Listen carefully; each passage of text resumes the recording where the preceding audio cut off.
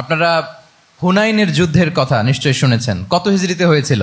8ম হিজরি। তার মানে মক্কা বিজয়ের ইমিডিয়েট পরেই, কয়েক সপ্তাহ পরেই তো হুনাইনের যুদ্ধ হয়েছিল। তো এই হুনাইনের যুদ্ধে অনেক ওয়ার বুটিজ মুসলমানদের করতলগত হয়েছিল, মানে অনেক গানিমাত, অনেক সম্পদ ওনারা যুদ্ধ শেষে যুদ্ধলব্ধ সম্পদ হিসেবে পেয়েছিলেন। 24,000 উট, প্রায় 40,000 ভেড়া, এত পরিমাণ গানিমত যখন রাসূল সাল্লাল্লাহু আলাইহি ওয়াসাল্লাম পেলেন, তিনি এগুলো বন্টন করতে শুরু করলেন। কিন্তু রাসূল সাল্লাল্লাহু আলাইহি ওয়াসাল্লাম তিনি বন্টন করতে যে আনসারী সাহাবীদেরকে, অর্থাৎ মদিনার যে সাহাবারা, তাদেরকে কিছুই দিলেন না, বরং তিনি মক্কার সাহাবাদেরকে দিলেন, অন্যান্য গোত্রের লোকদেরকে দিলেন, আশেপাশের সবাইকে দিলেন, কিন্তু দিলেন না কাদেরকে? আনসারী সাহাবীদেরকে। ফলে এত বিশাল ওয়ার বুটিজ, এর মধ্যে থেকে কিছুই আনসারীরা পেল না। ওনাদের মধ্যে ক্ষোভের জন্ম নিল।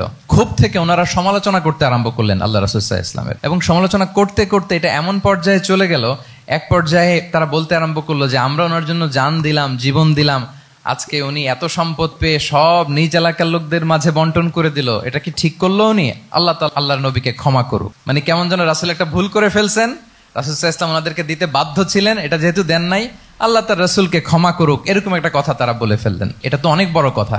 আল্লাহ রাসূল সাল্লাল্লাহু আলাইহি ওয়াসাল্লাম যখন এই কথা শুনলেন, তখন তিনি আনসারী সাহাবীদেরকে জড়ো করে একটা গেট টুগেদার করে এমন ইমোশনালি ওনাদেরকে কাবু করলেন, ইমোশনাল ইন্টেলিজেন্স ইউজ করলেন। এখানে তারা এসেছিল ক্ষোভ নিয়ে, অসন্তোষ নিয়ে, পরে সবাই কান্না করে রাসূল সাল্লাল্লাহু আলাইহি ওয়াসাল্লামের কাছে ক্ষমা চেয়ে সেই মজলিস থেকে উঠতে বাধ্য হয়েছে। তিনি সবাইকে ডেকে বললেন, ইয়া মা'আশারাল আনসার আলাম আতিকুম দুল্লালান ফাহাদাকুমুল্লাহ ওয়া আলাতান ফাআগনাকুমুল্লাহ ওয়া আ'দাআন ফাআল্লাফাল্লাহু বাইনা কুলুবিকুম।